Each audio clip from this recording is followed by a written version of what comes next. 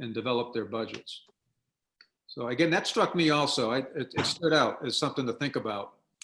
How about doing if we that. were to, so what I was getting at was then we get to the expenses, and 60% of our expenses are in two lines, the elementary school and the regional school. And then we also have a number of lines where we have very little control, such as health insurance, insurances and bonds, the statutory requirements for the retirement funds, the county retirement. And when you get down to it, how many departments are there that really have a significant amount of money that they can cut? And so we can set a tone, and I think we should, especially in this environment, 2021, in the COVID environment, for sure. The uncertainty of the state revenue, no question. But at the end of the day, I don't know how much we can really ask managers to do other than please look at your budget, please be creative, please understand that, it may be difficult to fund level services in this environment. See what they think they need. We meet with them and we talk about what they think they need. And at the end of the day, which is March, when we have to balance the budget or decide if we're not happy with a level funded or something more than that, then we start talking about cuts. To both your points, what I would maybe say is we have this memo, we can work on this memo, set the tone in the memo, and maybe send it to the select board and see what they think about it and see if they have any input.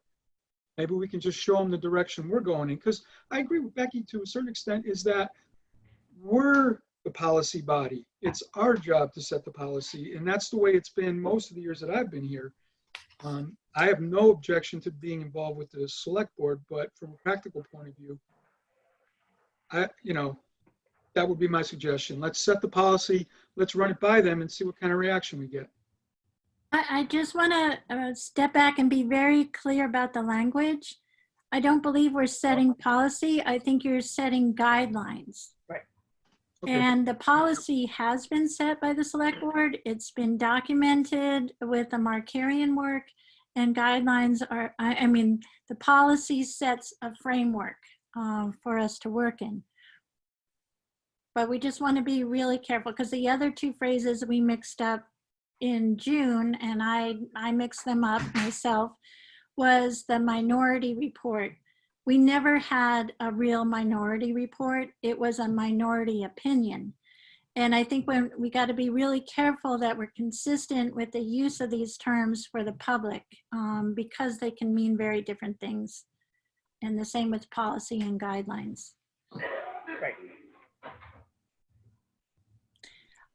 But as far as the budget request planning for tonight, I just want to make sure that people know the pieces that we have, that we've used in the past. Just they've been a really simple request form, and then a letter to the departments trying to give some guidance.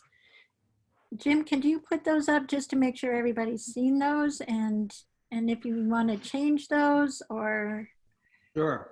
we want to do those pieces. Yeah. You want to give me access to the, Yeah. and I can share. Let's see.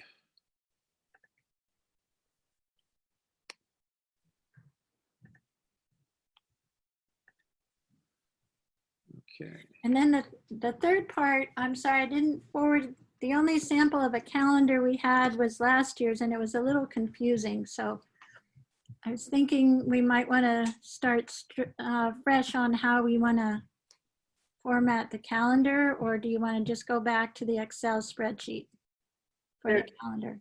There's certainly a general calendar in the Markarian guide on page 7, that one. Is that not what you're talking about? That's not what I'm talking. Wheezy made a calendar on an Excel spreadsheet last couple years with dates for different departments. Oh, Becky, you sent out an email. Do you remember what? I can't find that email. You don't With the have calendar in it. Okay, I'll find it. No, I'm sorry. I'll find it. No, I'll try to resend. Becky, am I showing what you wanted me to share? Yeah. Because Okay. this is typically like in September, the finance committee has talked about what's going on, where we're at. You know, I think in 2008, it was very clear. I think what was listed on 2008 for guidance was level funded and -5 and -10% cuts. That was, we had already lost a huge amount of state aid and we knew where we were at. This year it's more confusing because we don't know where we're at for sure with the state. We do know that collections have continued to be in the 97+%, even in the first quarter in July, August. So at this point, we haven't seen a wave of layoffs coming from UMass. They could be coming. We haven't felt them and seen them yet. They are coming. About 1,100 people. And is that out of about, how many, do you know? I don't have that figure, but it's coming by mid-September, so probably next week. Yeah, we won't rush. Yeah.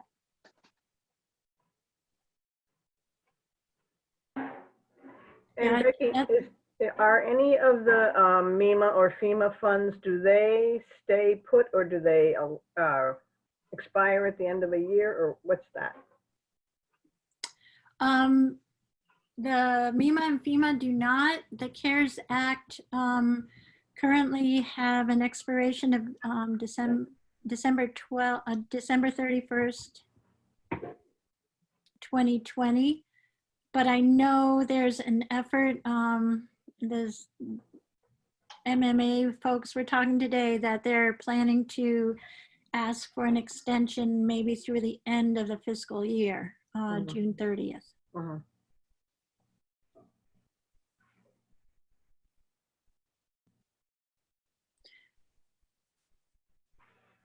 Okay, so that's the type of letter, and then they get just a request form to find out whether the budget is, how the budgets have changed from the prior year. This is a format for small departments, and the larger departments usually give us information on spreadsheets. Becky, with this budget request form, is that where we would typically communicate any goals or guidelines that Yes. are agreed upon? Okay, got it. So in this example, there wasn't. It's in the letter. But Yeah, it's in the letter, not the form. The letter said current level of services. I see, got it. Right, this is where we provide guidance, is right here. Yeah.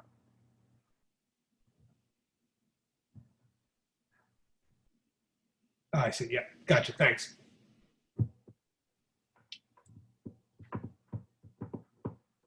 Okay, so are you all happy with this ancient budget request form that's under here? Oh, I can't touch it. Sorry, Jim. How's I keep that? trying to move it. That's perfect. Thank you. And does it say at the bottom when they want it back? No. No, it wanna says say on it- the letter. Yeah, I might want to put it on the form too, because when I'm sitting there filling out the form, I might not have the letter still. Okay. I'm a little surprised that it was October 15th. Is that what the letter said? And then I think it got extended. Yeah, It was October 19th. yeah, 19th, yeah. There'll always be a few that are going to be late. You can be sure of that. Well, I guess, having been in a department all by myself, I do need that specific guidance, and whatever is reasonable, that's what I try to meet. And I'm sure other departments do that too, and some probably don't make it, but it helps me to know when things are due.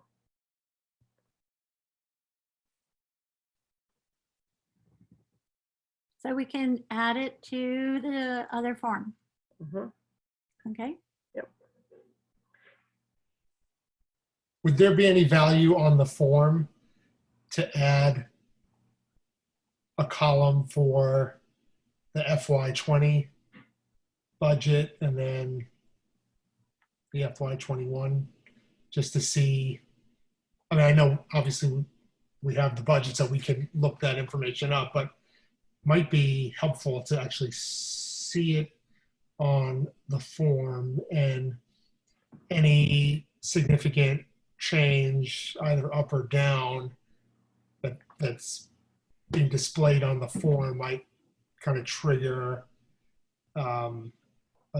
more explanation. Yeah, I agree. Yeah, that might help the person preparing the budget too, that if they have what they were working, start with what they were working from the prior year. Well, I think it's a good idea. It's what we do where I work.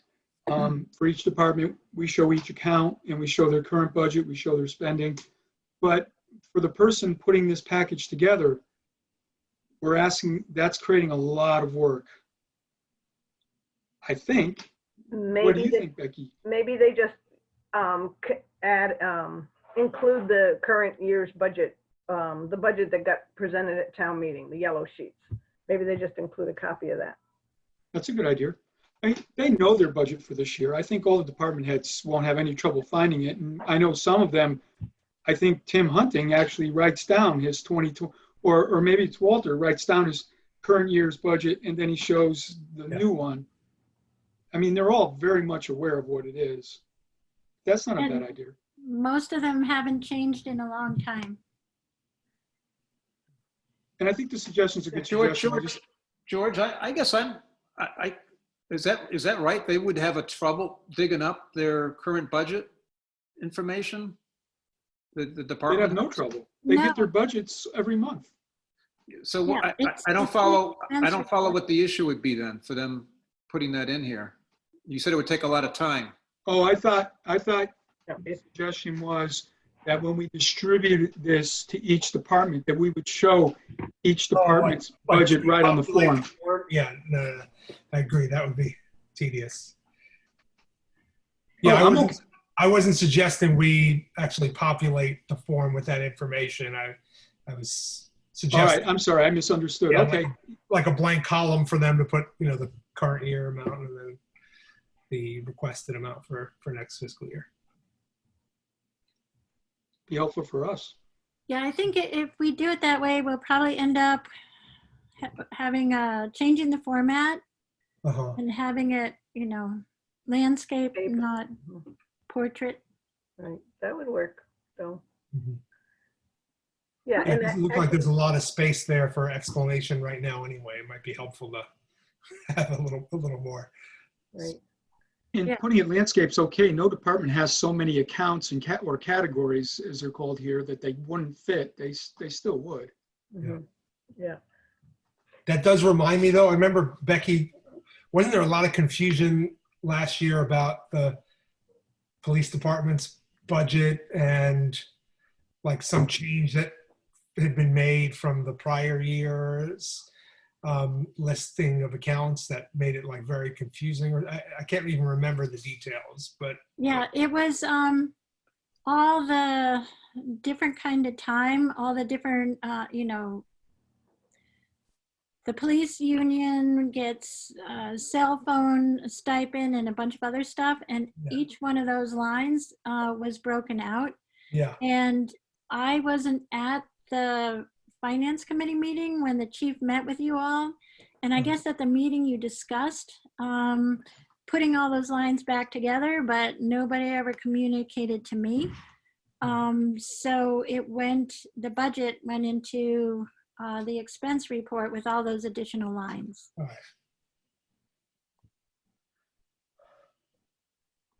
right. So this year we're hopefully, I'll go over it with, I'm just checking to see if they're there again. Yeah. And we have to take them out.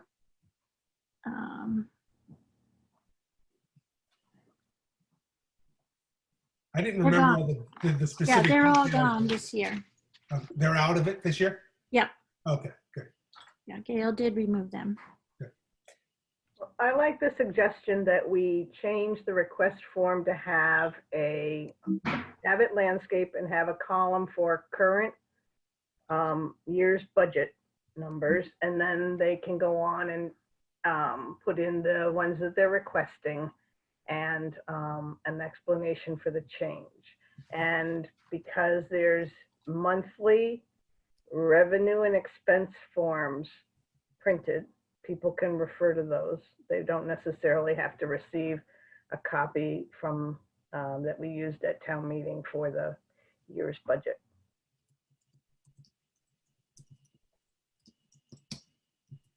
I'm okay with that. I think it's a good idea. Okay, so are we moving on to how to do the calendar?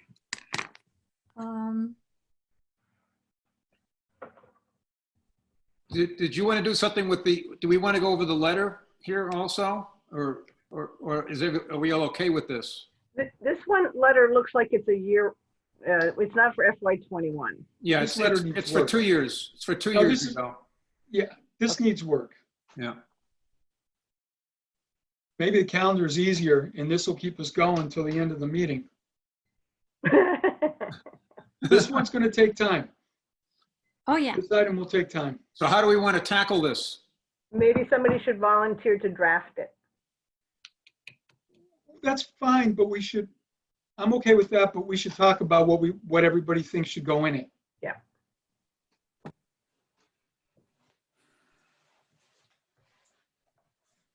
Are we doing that now? Do we have ideas?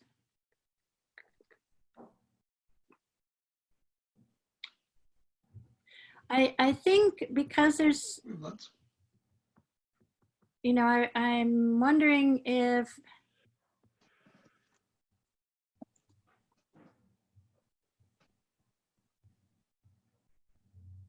it could be written tonight, if you guys want to move ahead. But I know it's all new to some people. I also think writing by committee is very difficult and painful. Personally, I'm not a big fan of that. I think I like George's idea of just let's figure out what it is we want to say, and somebody can be tasked to write that. I just not a huge fan. So if we could get a list of ideas, maybe 4 bullet points of things that people want to be sure is in the letter. I like that idea. Yeah, I like that idea too.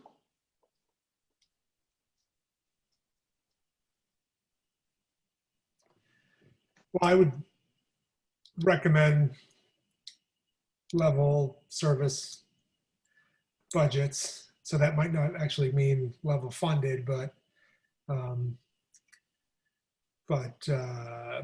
guess level service budgets. Although I know Bob's not here, and he's going to want to have a conversation about the police budget. I think specifically. I remember that coming up last year about just the level of coverage and was it more than the town needs, and I don't know. So I think there's still a big conversation to have specifically about that department. That's one of the questions I have.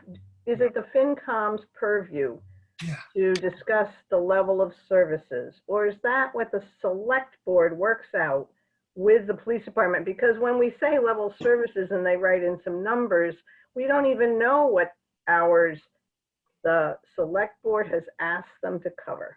And maybe we're not supposed to do that. We're not supposed to pick that apart. That's exactly the right question. Yeah.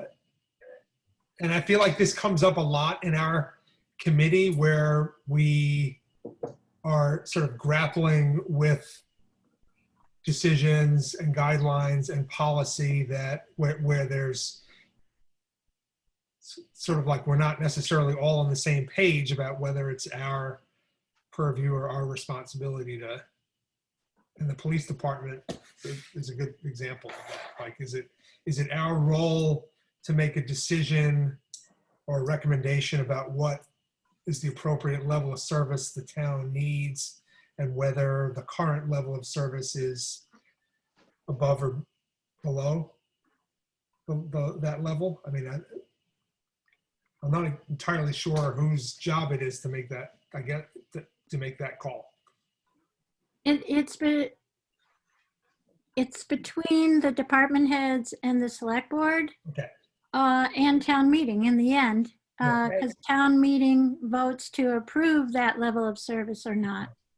I think the finance committee's job is to understand what's in a department's budgets and to recommend what level of resources the town has available for the town as a whole and consequently the different departments. You know, so if we were looking at $1 million shortfall this year, the guidance would be, you know, we have this drastic situation. How can you maintain services under, you know, a potential 10% cut to your budget? It would be something like that. But also one question about all that. If the select board is having conversations with department heads and they have financial impacts or budgetary impacts, is there some sort of a pipeline, a communication pipeline to let us know about those conversations so that to some extent, we do need to work with the select board if they've got projects or some conversation going on about something going on that maybe we're not aware of? Example would be through the personnel board. If, you know, if there was going to be any alteration to wages this year Staffing is levels. the contract negotiations, including the police union. But currently we do not have any police officers in the union. So we're going to have to figure out what that means. So, and I think we do communicate with the select board about those issues. Whenever it's changes are made, there's communication back to the finance committee about those changes. Like when we had a change in the land use clerk position and in the town clerk position. And when we hired assistants for transition issues. And I think, you know, so in the end, those conversations do go all the way around, George. That's really good. That's what I was hoping to hear. And one other thing too is we have a lot of our members on various other committees. And that's how you make that communication really happen. Right. Yeah, good.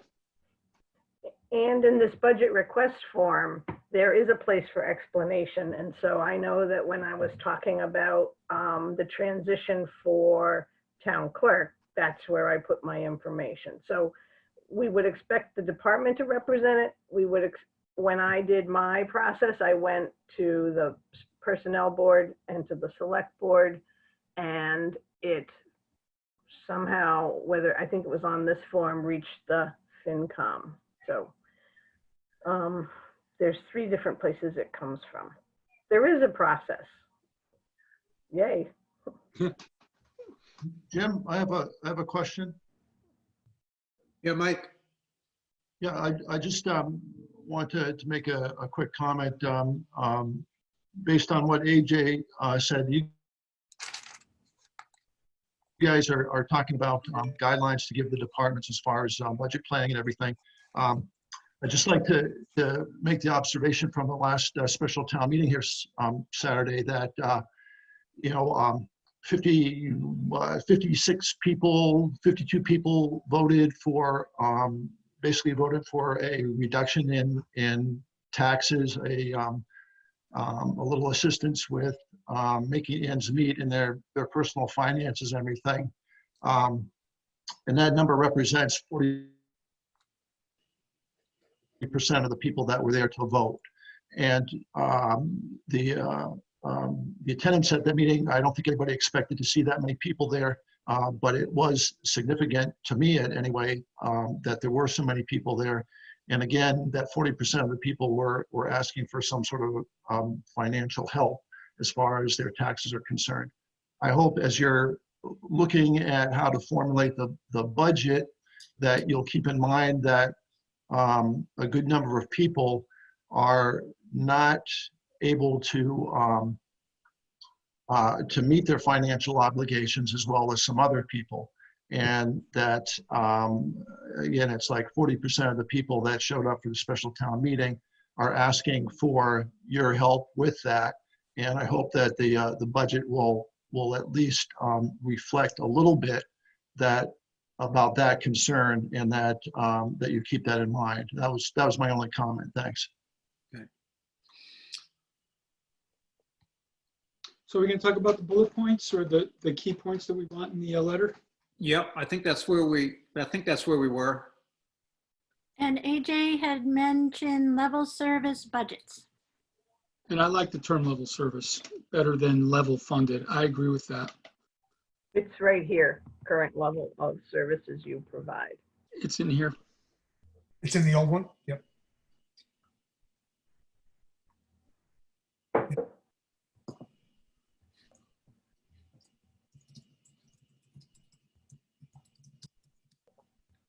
So what is the tax rate likely to be this year? Well, what, 23?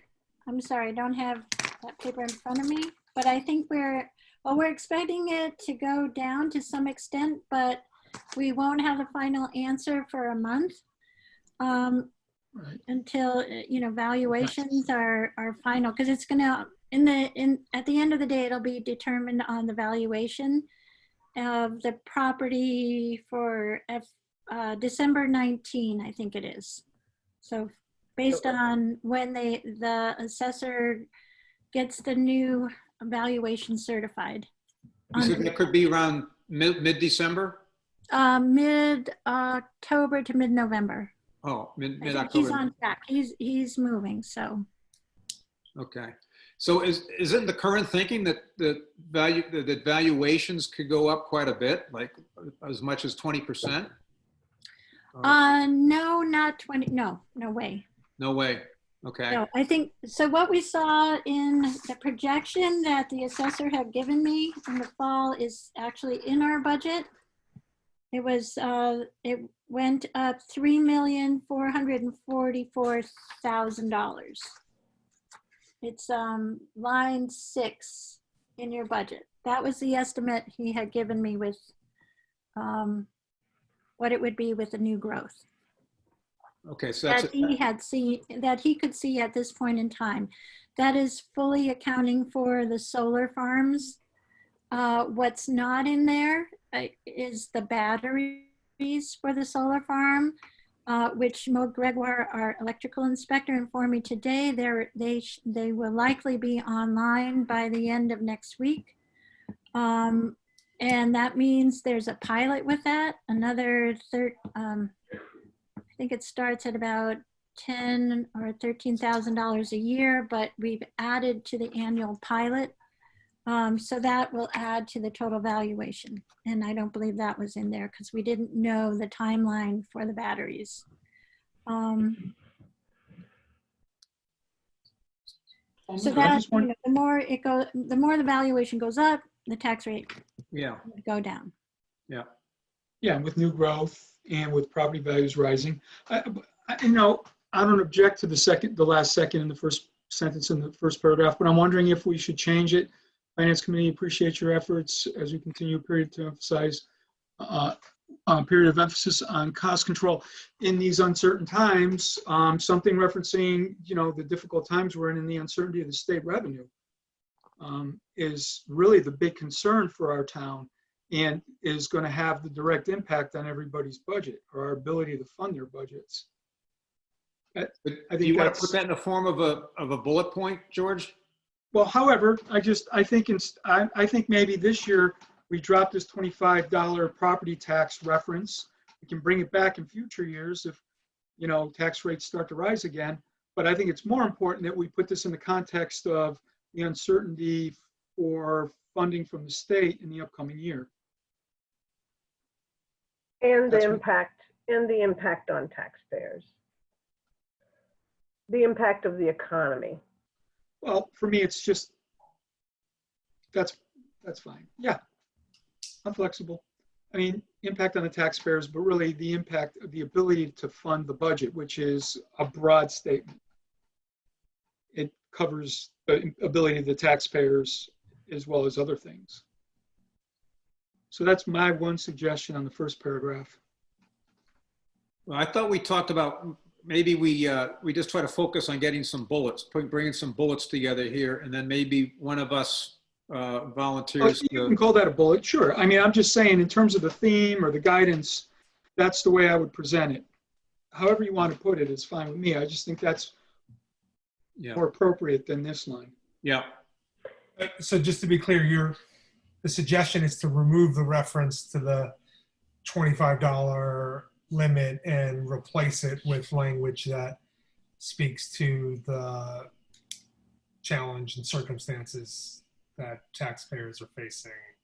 Well, the uncertainty that the town is facing for revenue. I was thinking, George, that giving an update on where we're at with the $25 per thousand might be helpful for the department heads, because they don't all go to town meetings. And the reason we have relief that we're confident in is because of the $220,000 of free cash applied to the levy. So I think do you think we should mention that or not? I mean, one of the uncertainties about our financing in the future is the fact that we propped this year's budget up with 220,000 that we're going to have to make up. And the other thing is if I don't think this will happen, but if department heads see the tax rate going down, they might be thinking, oh, great, I can ask for a little extra. Well, Yes, I think it's important to explain how the rate, why there's a little change in the rate in as relief. Yeah, and I think we should acknowledge that there was a lot of discussion that was a kind of special 1 year decision, and that there was a lot of explicit discussion about how that it would be unwise to make that a kind of regular feature of our town's budgets, right? And so it might be worth actually communicating that in this letter. And I guess in speaking to the explanation that Becky, that you were asking for. Okay. So I put that down as a bullet regarding the 220,000 in free cash, the potential structural deficit if we are unable to work with that hole in the budget, and that this was a special 1 year decision. Yeah.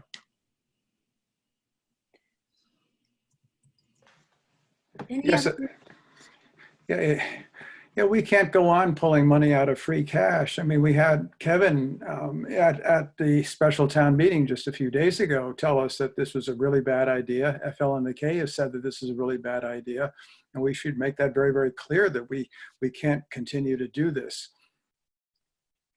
Okay. But that was one of the most powerful speeches of the day. Yep, it sure was.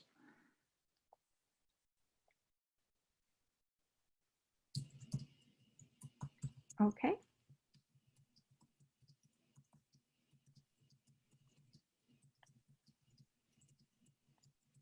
Okay, so I think we have 4 or 5 bullet points. we do. Yep, I have level service budgets, uncertainty of state revenue, impact of economy on taxpayers, the $220,000 of free cash used to fund the budget and potential structural deficit. I wonder if we should think about asking for a budget that includes a service cut. I mean, I think the whole issue around taxes, service, needs to be represented well.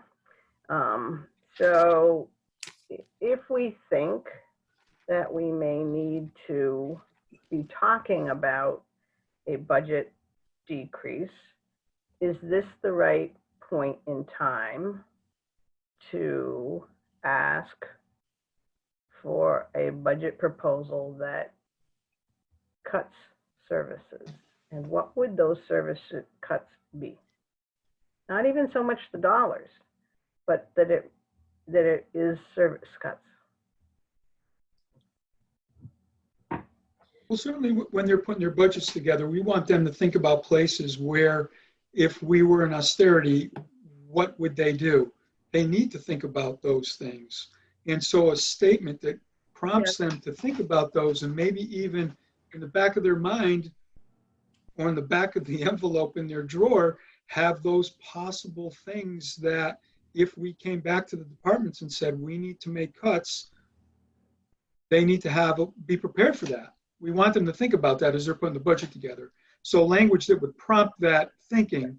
I wouldn't necessarily want to ask them for that. We're not going to ask, right, for a -5%. No, no. Why not ask for two budgets, a level service budget and one that was a specific decrease, whatever percentage decrease? What would be the downsides of asking at this stage in the process for two different types of budgets and for an explicit explanation of what that reduced budget would mean in terms of services for the town? How would they react to that? How would a manager react to that? Well, you got to remember, a lot of our budgets are one-person departments. Yeah. And I think when you ask that question, just to put them through an exercise, and you don't have any forecasting that is determined that's a possibility, I think you're just running them down a road that is going to be a very emotional road, and one where people will take it very much to heart and worry about their jobs. Yeah. And if that's what you want to do, I think that's how to do it. But I guess I'm just responding to the idea that George had talked about. We want department heads to be thinking through that scenario. And I guess I'm just sort of skeptical that's going to be given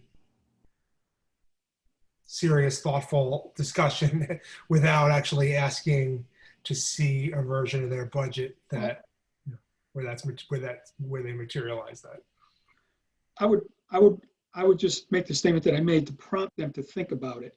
Mm-hmm. I think if you ask them to put it on paper, they're going to be concerned that if they do, they're stuck with it. And all of a sudden, you said you were considering cutting my budget, and now you're doing it.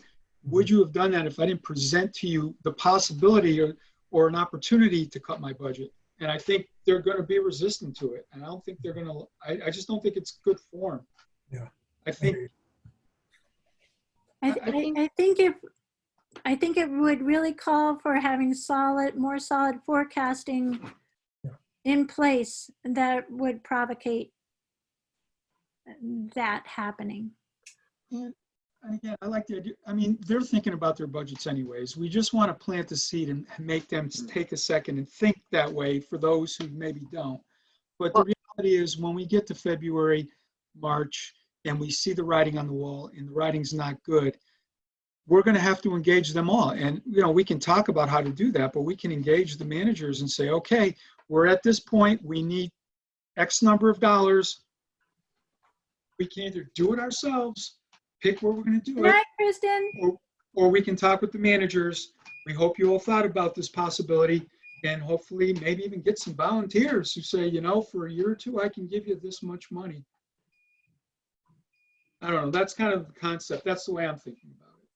So you are suggesting that there's some language that speaks to sort of begin a process or prepare for the possibility that, given better revenue information, we may need to cut services, right? That's poorly worded, but yeah, but you are talking about including one of the bullet points here being some reference to wanting them to kind of start the process of thinking what that might mean. Can I just say, I mean, obviously I haven't been through this before, but I really think that people aren't dumb. I mean, I think if we refer to uncertain times, and I mean, I think most people can read between the lines, and I don't know that, I kind of agree with Becky in a way that, you know, I don't think this is the time to elicit emotional reactions. So, I mean, I feel like if we can say phrases like uncertain times or, you know, stuff like that, I think most people, and I say that only because when UMass was beginning to think about layoffs, they never explicitly said layoffs. They all said, it always said uncertain times. And of course, everybody's mind jumped to layoffs, but it was never said. And it's kind of like, you know, you don't ask questions that you don't really want the answer to, because then it'll be true. So that's just my 2 cents. So George used the term austerity. So as a bullet point, it could be we don't know our revenue picture yet. This may be very austere times. Again, I'll just say what, there's a difference between real austerity. Austerity is serious. Austerity is something you don't mess around with. You don't really have options when things are austere. So I'm concerned that the language we use is applicable to our current situation.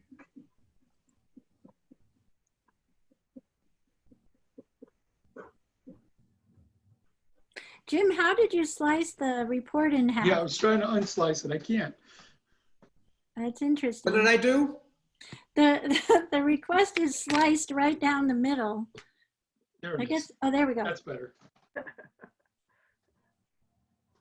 I didn't know if that was one of the austerity moves. We couldn't afford a whole piece of paper anymore. Okay, I how guess about the word uncertain? my association with that term is kind of an across the board reduction, budget reduction that's uniformly applied to all departments, and right, and I don't, I don't know, at least that's what it sort of triggers for me, which I don't think is what we're. Right, we're not at that point. I agree. But we as a finance committee, should we be, given where we are in this current environment, should we be preparing for something like this? I think we should. Or thinking about it in prepare some way.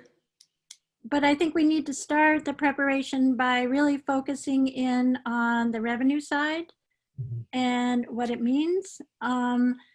I think the select board is going to be taking up a review of a potential bylaw that would allow for defining different members of the community that would qualify for tax relief. That would be, you know, if a group of people qualified for the tax relief, the rest would pay more, and so it wouldn't reduce taxation overall, but it would shift the burden to those who need it more. And I think that's that kind of concept applied to our community would, you know, would be more fitting than at this point, and you know, just deciding that we are in an austere situation. I mean, there's different ways to approach it. Also, revenue, where does revenue come from? And like Kevin Rudin says, when he came here, you know, 2% was commercial. With the solar farms in, it's closer to 4.5%. And with the batteries, we might hit 5%. And what other things can the community do on the revenue side? I think it's worth having a conversation with departments, or ask or just having a meeting where we sit down and look at those budgets and realize, like, if you cut $250,000 from the town budget, that's, what did you say, George? That's 4 or 5 positions.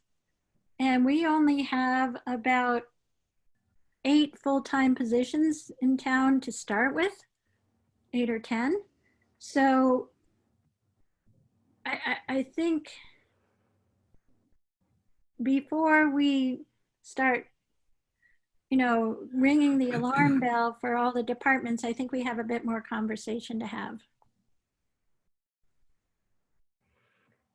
And I think another result of annual town meeting and special town meeting was that 60% of the people want the services that are in the current budget. So when we talk about a current level of services in this letter, that's where we want to start. I just wanted to have this discussion about it because I want people to recognize that cuts in the budgets are cuts in services. And I wanted the departments to be able to represent that, what services, what cuts would mean for their services.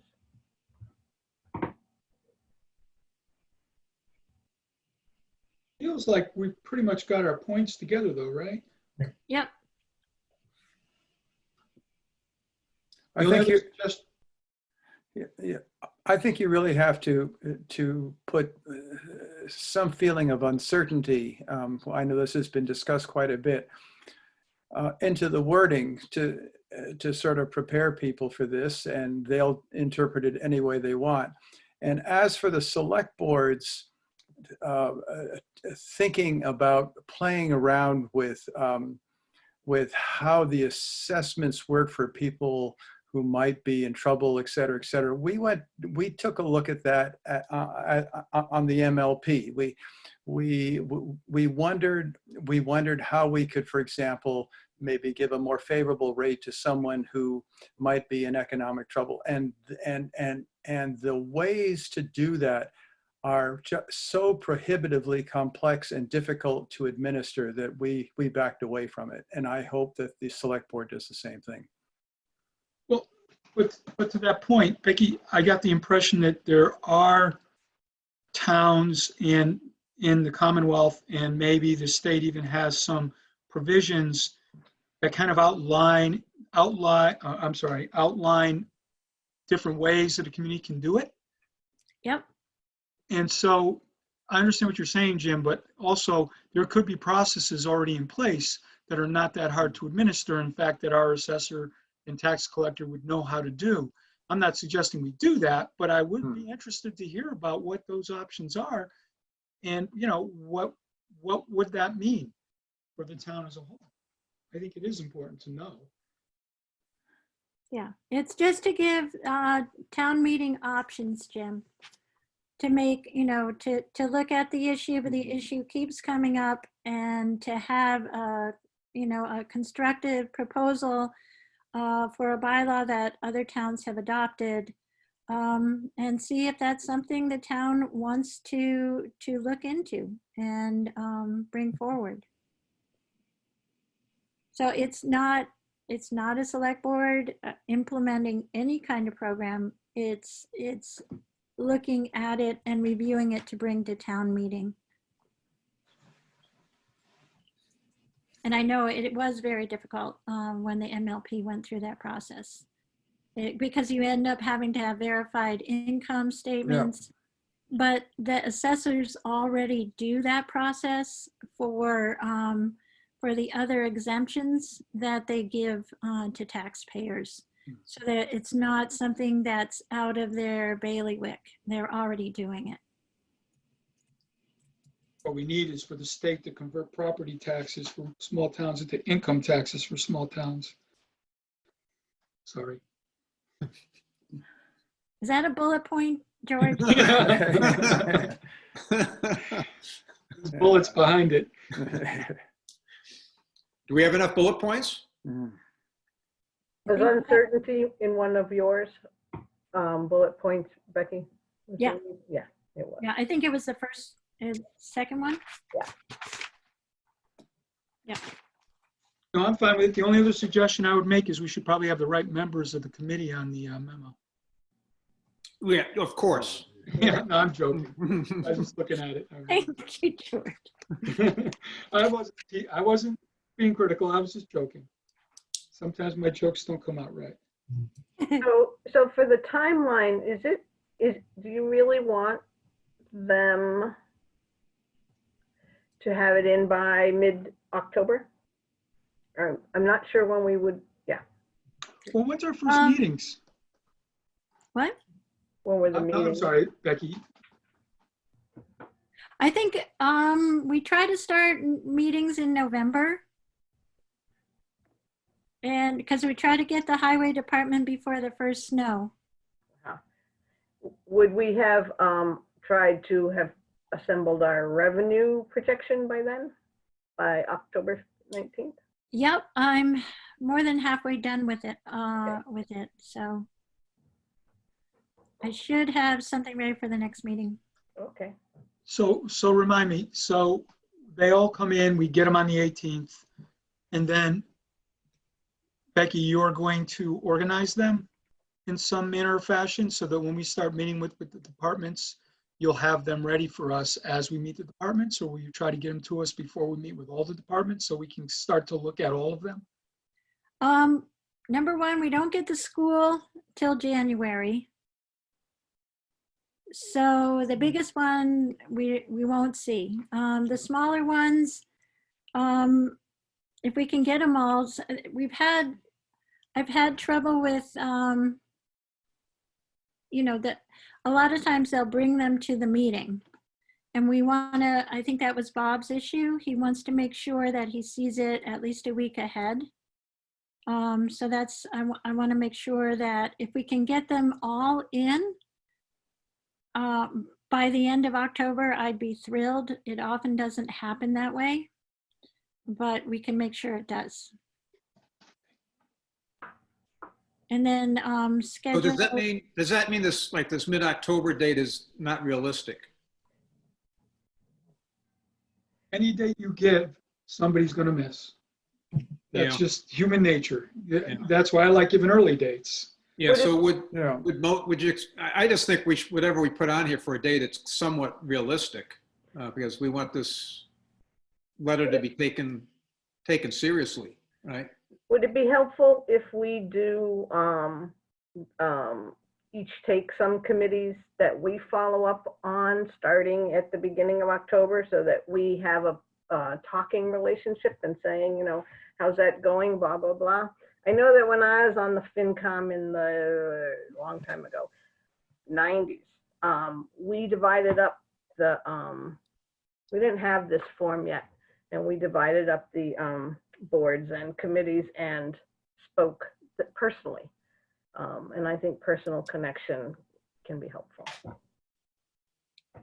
So I think part of the problem in getting the budgets back on Jim Walton is because like the treasurer has to follow up on health insurance and retirement health insurance in particular.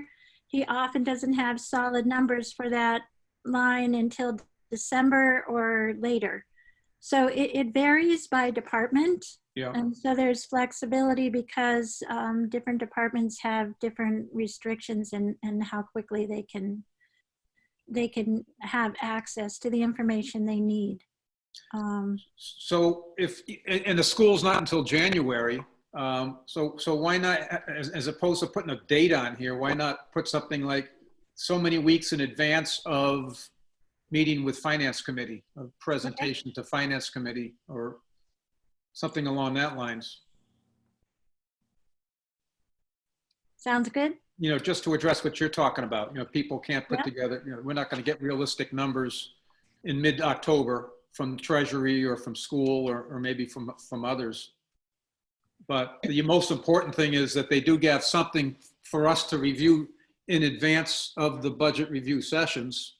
So if we were able to have something to review a couple of weeks in advance of these meetings, that meets everybody's needs, right?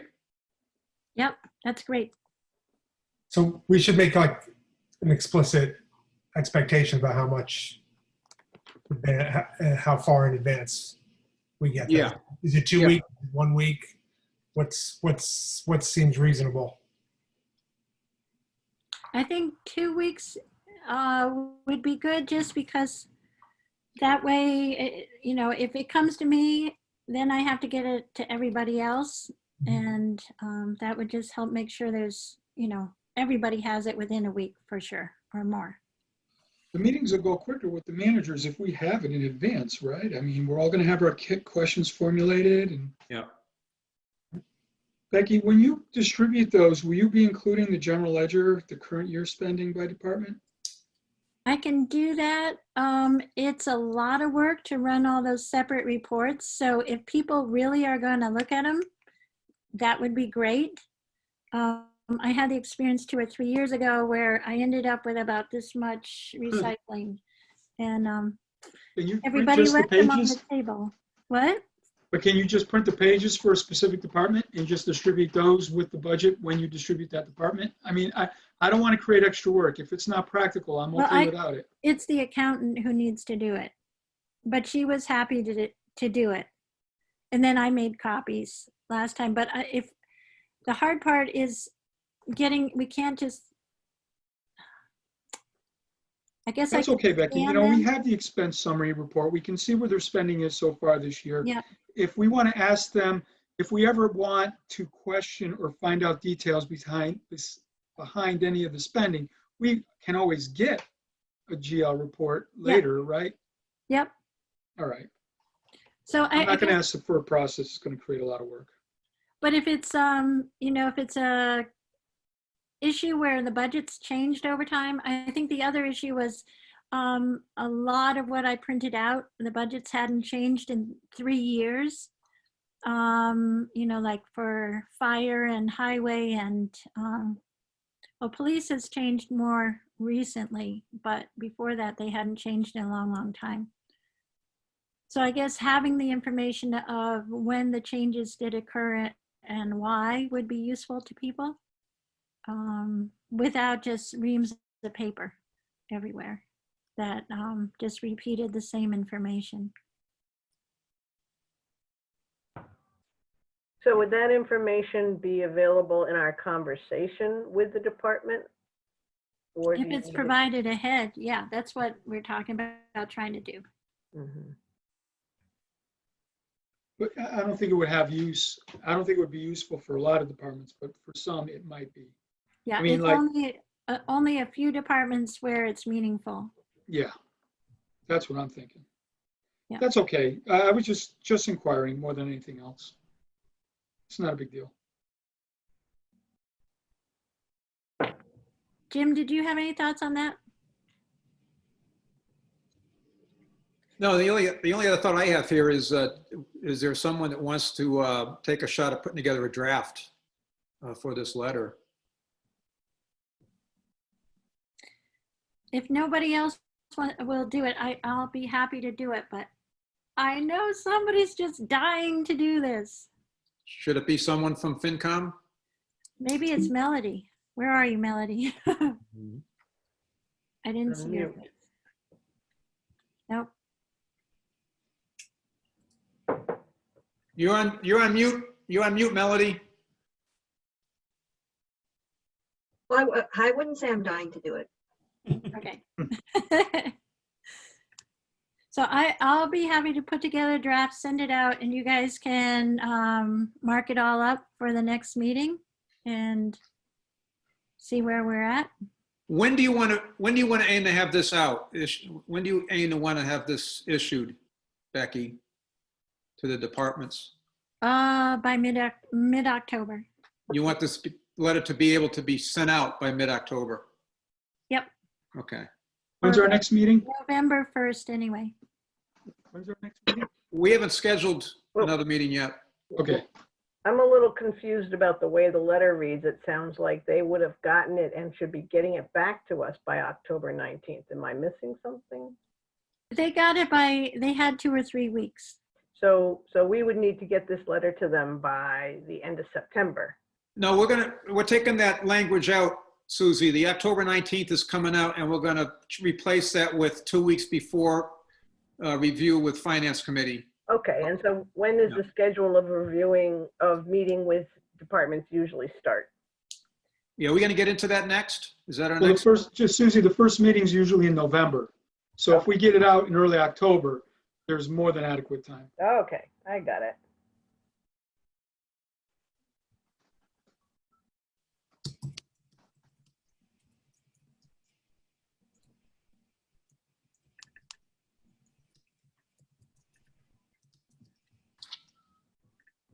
Jim, do you have it? Can you put it on the screen? What do you want on the screen? Last year's calendar? Last year's calendar?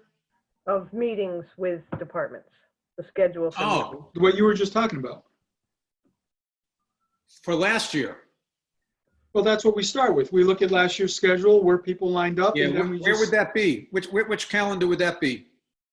Would that be the Shutesbury? I thought Becky said she sent it to us all. No, that was not in there. I'm sorry. Okay. Um, Yeah, I was gonna say, I know I'll I try to didn't find see it. it. When Becky sends out the draft, are you planning, Becky, to update that little schedule? The calendar? Yeah. Mhm. Yeah. So then we'll see it. Yeah, But- that sounds good. So we don't want to get into scheduling the calendar now. We want to wait until we see something from Becky and how we did that last year. Mhm. I can send it to you right now, Jim. Well, let me ask you a question. Would we do anything different? Are you thinking, based on your experience last year, we would somehow rearrange the calendar differently than we did last year? Or do you think roughly that schedule worked and could work again? Yeah, yes, it could work again. But it had a lot of changes. So basically, let me just, They always do, right? I mean, we put Right. open spaces was in there for flexible. people who can't make meetings. yeah, it was flexible, so it worked. So I'm okay if Becky just puts together a draft for the next meeting. Yeah. A calendar, a draft of when we would meet with what groups? Okay. Yes.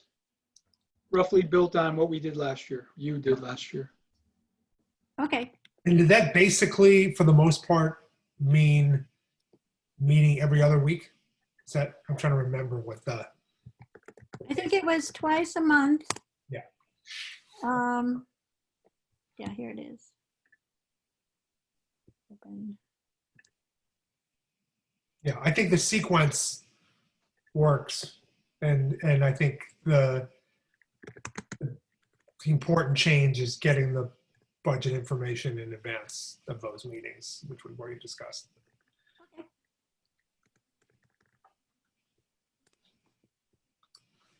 All right, I will clean up last year's and start fresh. I did send a copy to Jim, so maybe he could just, Jim, did you get the email? I'm looking right now. No, not yet. Okay, Oh, here it comes. It's here now. I have it now. okay. Do you want me to share? Yeah, that would be great. Just to give people, this calendar that Wheezy made has the select board meetings listed on the left-hand side, and then the proposed FinCom meeting dates, which I think I'll change it around so select board's not the first thing you see.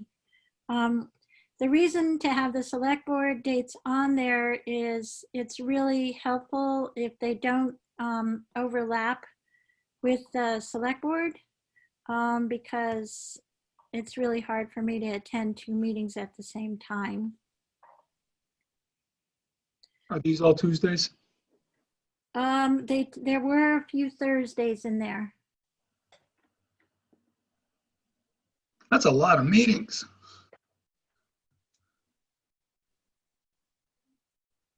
Well, it is, We had Really? more than that, George. Welcome to the FinCom. there's only 2 in every month, except for like when there's the 4 town meeting. Yeah, there's 2 in every month, except for the 4 town meetings. And last year, the calendar went through June 27th. So we had an extra 2 months of fun. Yeah. You missed a good year, George. Yeah, I'm okay with Becky just taking this and running with it. Okay, and then I'll send it out so you guys can check it against your calendars. Yeah. Because I'm sure there'll be some changes you'll want. Yeah, I think it's super helpful to see the whole list of dates so I can put them on my calendar earlier.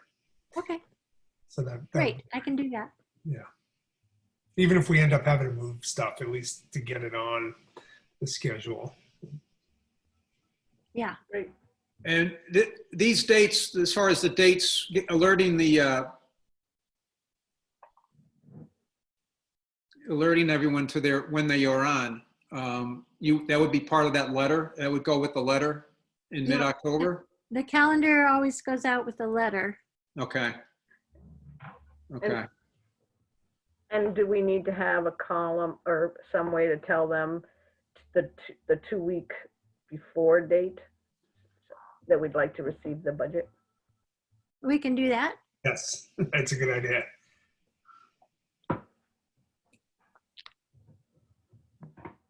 We'll add another column.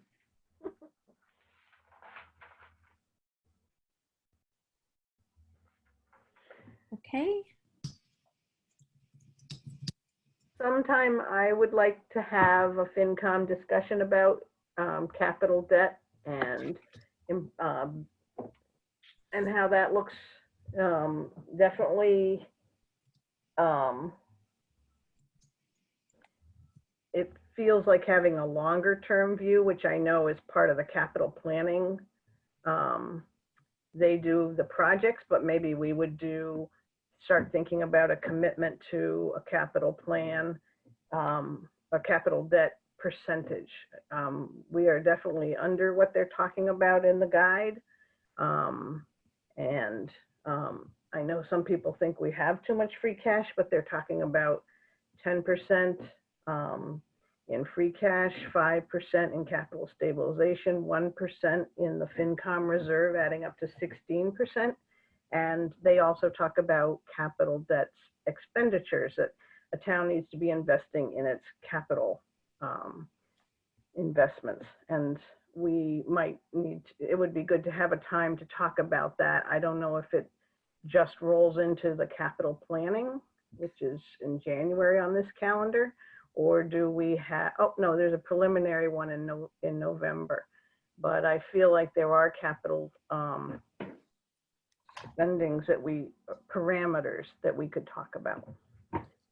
I will say from capital planning, from having participated in capital planning last year, that the focus of those meetings really are the short-term requests that are built into the department's budgets for this year. And I feel like there was not a lot of discussion about kind of long-term projects and goals. Mm-hmm. I think the review of the capital plan itself needs to happen both at the finance committee and capital planning meetings, and I'm not sure it did last year. That should be the starting point, and Ellen's going to be putting that on the agenda for the first meeting this year. I'm sorry, what would be on the agenda there, Becky, for the first meeting? Review of the capital plan as it is now. Now that means that would go out 6 years or longer, or It goes out about 35, 40 35 years? Yeah. Whoa, that sounds like long term. That's planning. And those fire trucks, they keep going and going. Okay, so the long term would be part of this first meeting, and Ellen would be prepared to cover that. No, Ellen will probably be bringing you projects.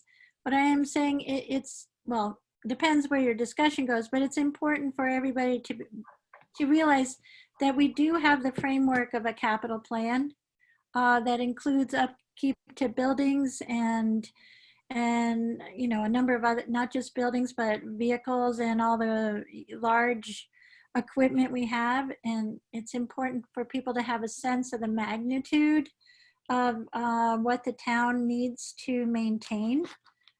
It's a lot more than your ordinary household. It's, you know, over $10 million, you know, I think it was, last time it was like $12 million worth of capital that we need to be able to keep running and functioning. So I think it's, having that understanding is critical for the capital plan, but for the finance committee as well, as when you look at spending decisions, which you'll be facing some, you know, where the timeline for the culvert, the Locks Pond culvert, is to go into construction this summer. And that being the case, we're going to have to, you know, take the financing for that project to the annual town meeting. And we did get a $500,000 grant, but the original quote on it was around $1 million. So it'll be a significant project. And how we fund it will be a big decision for the finance committee to think about, and the town. So typically, would an article or would a discussion like that fit into this schedule, or would it create another meeting? Are some of these meetings short and, or discussions with departments short, and we do other things on the agenda too? Yeah, we can, we've done both, like we've done OPEP at the end after talking to department heads, or sometimes department heads have to cancel and can't make it and you have to reschedule. And then hopefully if we're prepared with the maintenance issues, we'll be ready. But all the capital requests from the departments that come in are all going to get filtered through the capital planning committee, right? And so that they're going to organize it all for us. And our role becomes, how do we fund their recommendations? Yes.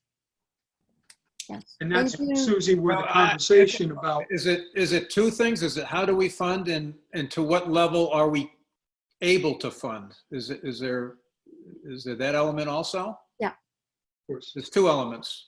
Yeah. So if we get a request for a $1 million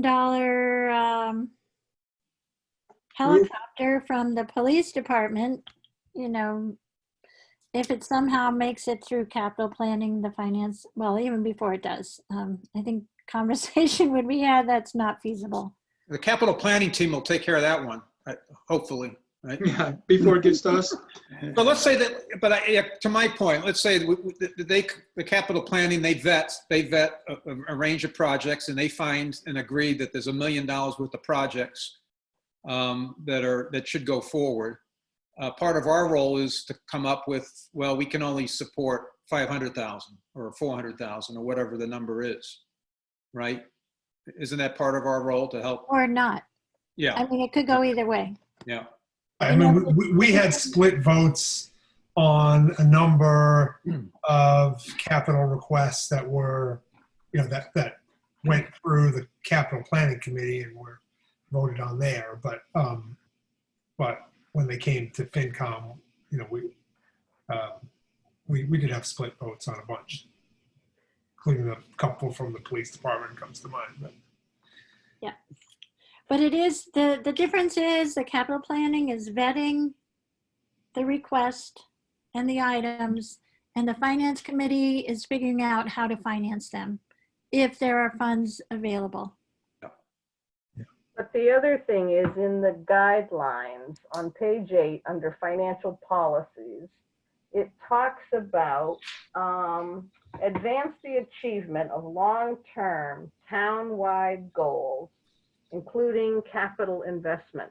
So I do think there's a role for the finance committee to say, you know, a lot, best practices looks towards having this much capital debt to maintain the infrastructure of the town. And where are we in that? And where should we be pushing to achieve more, or whatever level we decide to achieve? I agree that that's a FinCom discussion. Yep. Because I think the capital planning really is about vetting Right. specific requests. So I hope to have that discussion. Yeah. But it is the capital plan that, well, I do much of the legwork, but to get the information from departments so we know what their needs are. Uh-huh. And they get, added to the capital plan. Uh-huh. Right. Is it worth adding just something on to the budget request form about sort of long-term needs, or is that just? There is, It's at the bottom. It is, okay. let's put it at the top.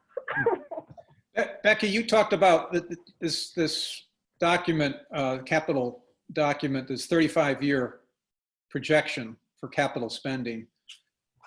Is there any history? Is there any record of our prior history on capital spending? The last 5 years or 10 years or whatever, what we spent in what departments or? It's that we have that separately, Yeah. exactly what it's been. We've actually funded some, many of the items on the capital plan at different times. Not necessarily in the specific years that they have been, put on the plan, but I think we need to do a review of the capital plan, and maybe have that an early meeting, either at the next meeting, because there's a few things. We need to have an OPEB discussion. We need to review the capital plan. And we need to meet with the school committee and select board to talk about, school budgets moving forward. You're proposing those 3 items as items for our next meeting? Is that what? No, Oh. no, not all for the next meeting, but issues that we need to address and everyone needs to be familiar with. What about along that lines? What about something on the cash side, whether it be discussion around free cash stabilization, capital stabilization, and where we are today, where that's come from, so that we all somewhat get to we're on the same page as far Okay. as, does that make sense? Yeah, Yes. does to me.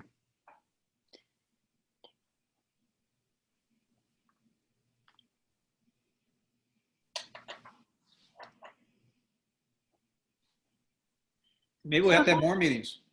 What's next in the agenda? Are we done with this one?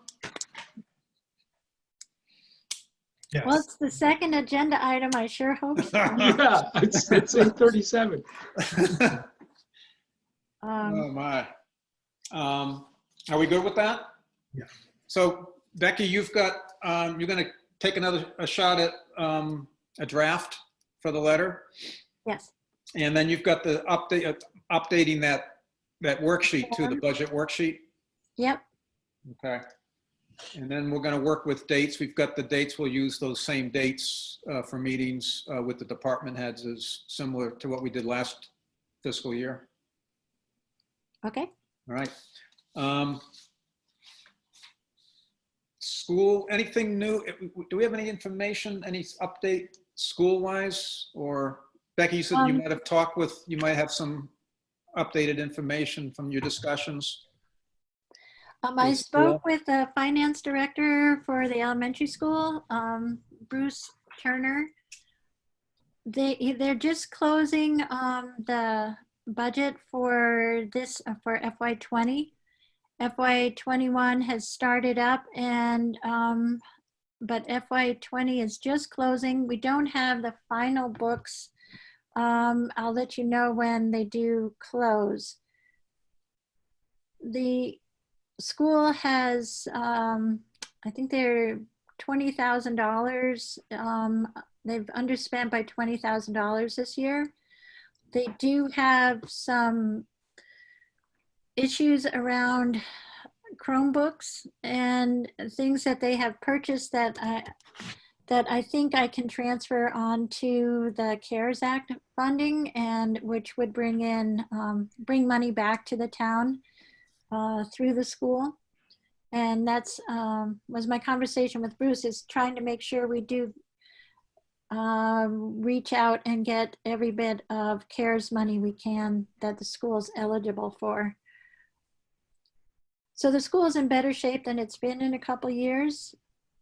The director at Union 28, the finance director, does not handle our busing contract. That's handled by the region. I'm going to be getting an update from Doug. He promised to get it to me on Thursday. They have estimated we're saving about $5,000 in busing costs for FY20. And then I'll learn more about the needs for FY21. So there are different pots of money starting to come back, even in this difficult year. So we'll just keep our eye on how much is being spent and how much is coming back. I spoke with the principal. The school members, teaching staff is straight out. There have been a lot of activity at the school. I sent you reports from the school on how they're going to try to manage the remote learning for the first 2 months and then shift into a split learning scenario. And we're hopeful that those, the costs don't, are lower than a regular year, but they could, in some areas, they're going to be more, just for all the technology involved. They've purchased a number of tents that are being set up outside for individual learning sessions. Each teacher is meeting individually with families and parents remotely for the most part, but some in person. And so that's a lot of activity at the school this year. Jackie has been very happy with her teachers. On another note about the teachers, I think the union contract is in close to being finalized, and that will have an impact on their budget. So as soon as we learn what is resolved there, they will be sharing that. What fiscal years would that cover, that contract? That contract is starting FY21, so it's started July 1st. And is that 3 year? Yeah, and it's 3 years.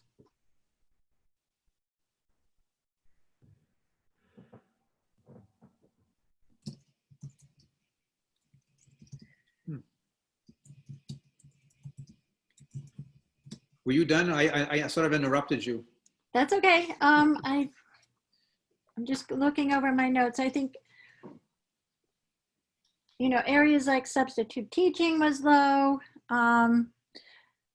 lower than expected, of course, but other areas were higher. Handling SPED is tricky under these circumstances and how they do it. They've changed quite a bit for this coming year. So I think, I'm not sure what impact that will have on their budget for this year, but they are working very hard to come in under budget. And it's, I'll have more about the region at the next meeting. You haven't heard any concerns about increased numbers of homeschool students or anything like that would impact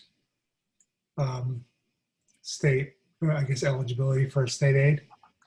I did. Thank you for bringing that up, AJ. Jackie is projecting a loss of 11 students to homeschooling. Really? And the promise is they will be returning. But between that, we are also picking up choice students from Leverett. But I think overall the numbers are a bit down. And I don't know what, I'll check back in with Jackie to see when she knows for sure, you know. So I understand that's a rough number, but when you say a loss of 11, would that mean a loss from what typically occurs in a normal year, or would that maybe be like the total number of kids that are, or families that are opting for homeschooling? That's the total number of new children opting for homeschooling. I see. Got it. Okay. Do you know if the state is planning to change its formula for schools relative to that number of The 11? commissioner talked about that today, that right now, well, in October, they do a count on all students enrolled, and they use that number to determine the next year's aid. Those numbers are expected to be lower statewide. And for bigger cities and stuff, that can be a dramatic loss. Even the loss of 11 students at $5,000 a student is a $100,000 hit to state aid. And that part wasn't guaranteed. So there could, we did pick up children who were coming to Shutesbury with their parents. We now count those as choice students where we hadn't before. So that increased our choice numbers a couple years ago. So it's all going to depend on where it comes out with the numbers. Jackie gave me a projected number of about 111 students, down from about 130. So that could be a sizable hit on our state aid. But they're already talking about how to work with that. It won't hit us this year but it would hit the FY23 budget. So they're already discussing ways to hold towns harmless for those changes in this one-time year. So hopefully by the time we get there, adjustments will have been made. Grandfathering in a more normal number of children or something, or dollar amount, which they've done in the past through grandfathering. Is the school allowing families to opt out of homeschooling and back in to the school at any point they request, or are there sort of limits on your ability to do that, to kind of float back and forth? I think it's a month-by-month accreditation that homeschoolers have to do with the school.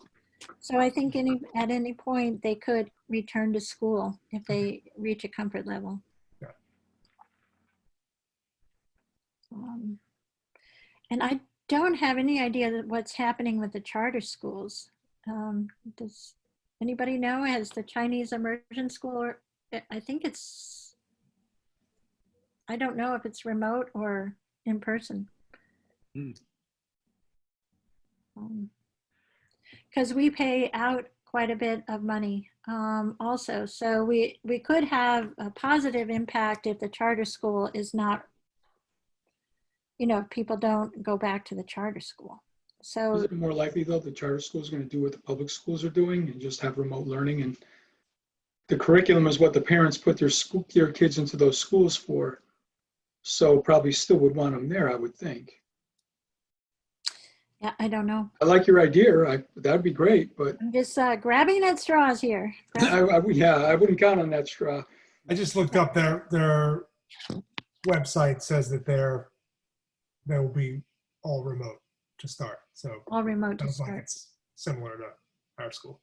Yeah, so for parents who want their children socialized, they might pull them out, but otherwise they won't. Yeah. So we'll have more updates on the school. Yeah, thanks, Becky. Next item I show here is a forecasting tool. This is the Sandy Pooler. presentation. Did everybody, we talked about this earlier, did everybody, they saw the links and you all saw the links in the PowerPoint slides that went with the pooler presentation?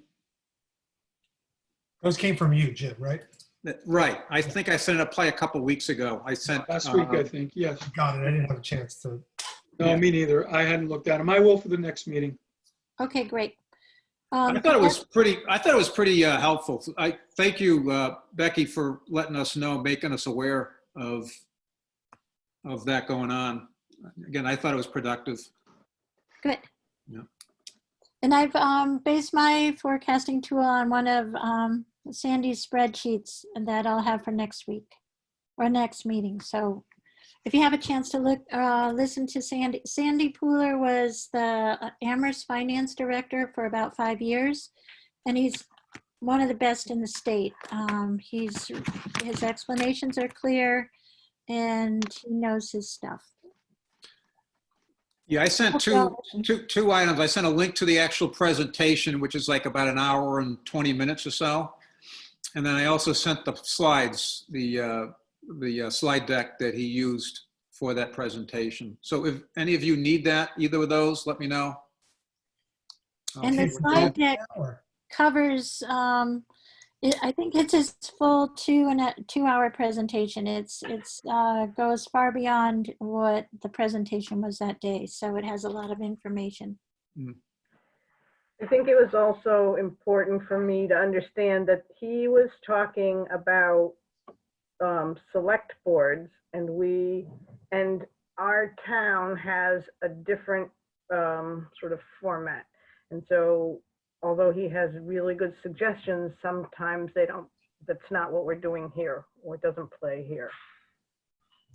And also his relationship with select boards is typically through a town manager.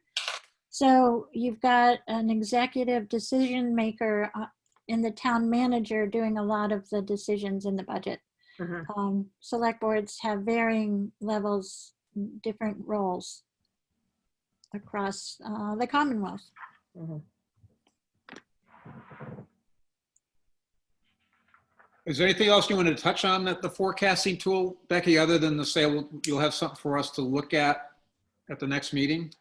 Or No, it's just trickier than you could imagine because of this year. How do you do a very simple projection after this year? Yeah. Easy. Yeah. Okay, so that's something you want to touch on or review at the next meeting? Yes. The forecasting tool? Yep. Okay. So I hope everybody has a chance to check it out. Okay. I've got the expense report review. Did we want to spend some time? I don't think we've seen anything new, have we, on the expense report for a couple of weeks? It's the one thing I was going to touch upon in the expense report is really the next item, which is so unless somebody has a specific question on the expense report, maybe we could go on to the next item. Okay. Okay. In your expense report, page 13 is the broadband enterprise account. And this is the first year that it really is functioning.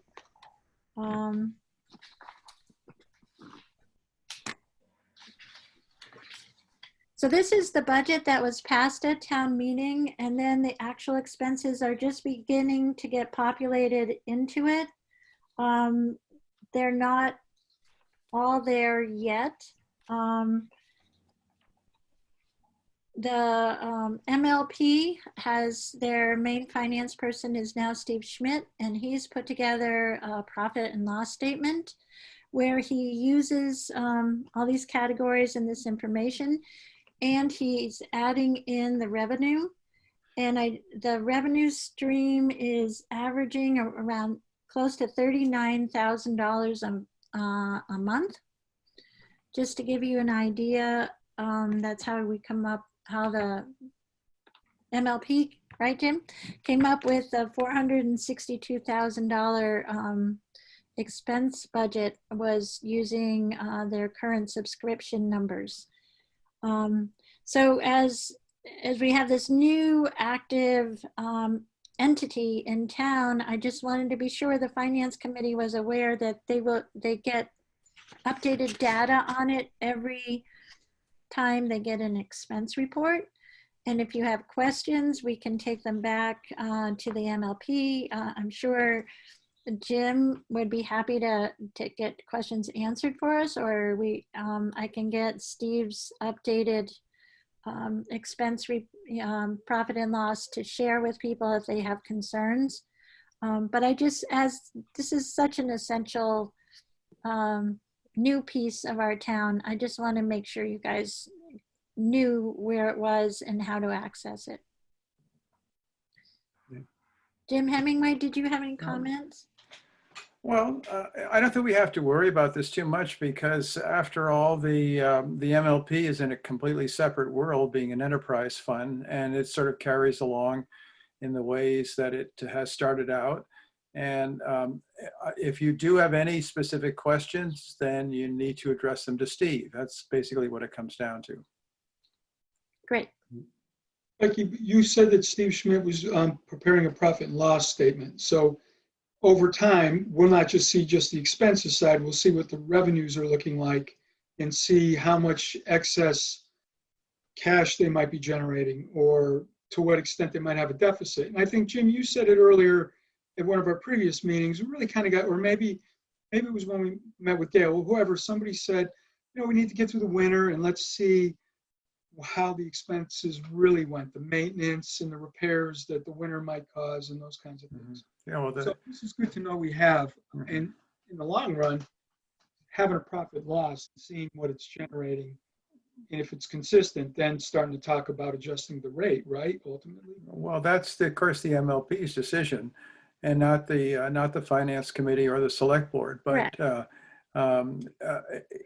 it's, we discuss these issues, every time we meet, needless to say. And the wild card, of course, is maintenance and repairs. We just got socked with, when National Grid's power line came down and burned up our fiber optic cable on Montague Road, and that's going to cost us a bundle to fix that. We'll try and get National Grid to pay for it, but I don't think they're going to. But those are the kinds of things that make it very difficult to come up with consistent numbers because we just don't know what things are, what Mother Nature is going to do out there. For example, it's a very, very major wild card, but we're preparing for it. Okay, I just want to make sure everybody knows what information is at your fingertips with the expense report. Mhm. Jim, with those issues, those kinds of repairs, non-routine repairs, just out of curiosity, which of these lines would we see those expenses fall into? I assume that's not the routine maintenance line. Yeah, well, the maintenance and repair line is the budget that we've set aside to do just those sorts of things, and we spend that down on a fairly regular basis.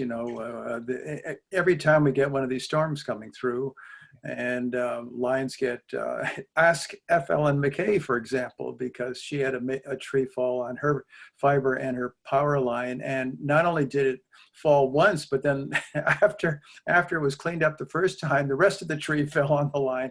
So that certainly is the kind of costs, repair costs that we just don't know. They just turn up and happen. Good night. And we have to take care of them, of course. It's very unpredictable.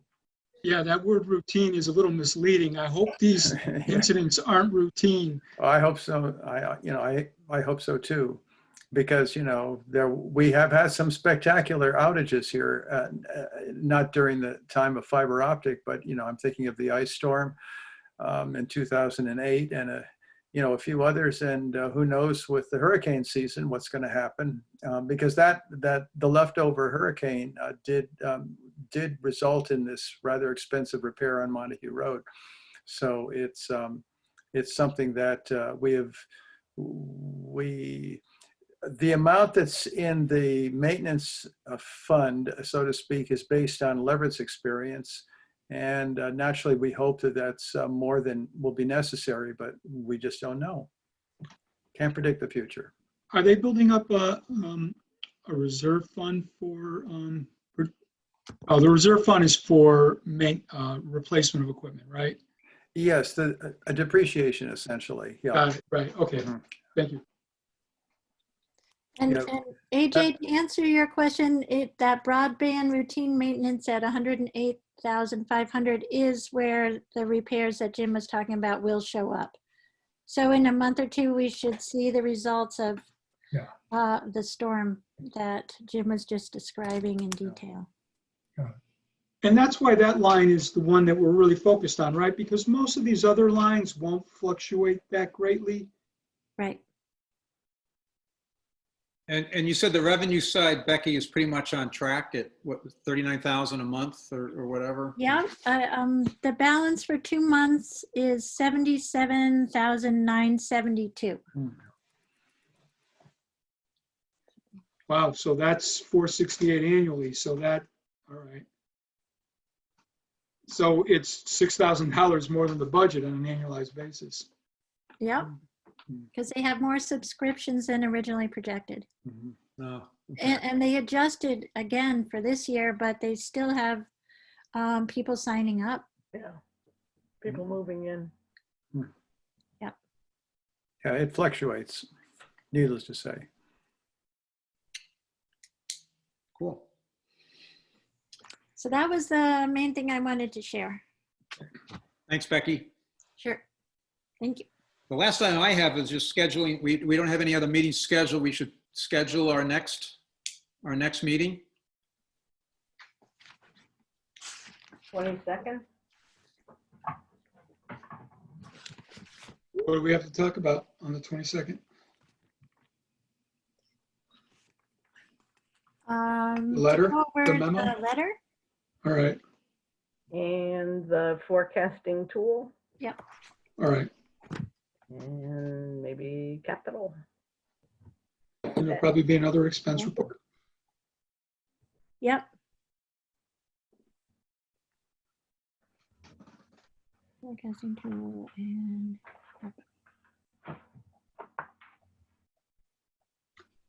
Works for me. Okay, 22nd at 7 o'clock. great. That fits in with the select board rotation, right? Yep.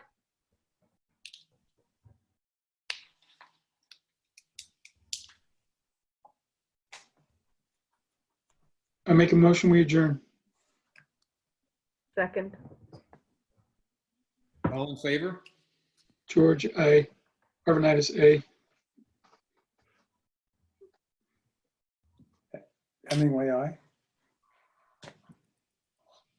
Cashew, aye. Ozier, aye. Walton, aye. Okay. We are done. See you in 9:03. 2 weeks. 2 weeks Bye. ago. Thank you, Bye. everybody. Good night, Good everyone. Good to see everybody. Have a good night. Good night. Good night. Good night. Good night, Jim. Good night.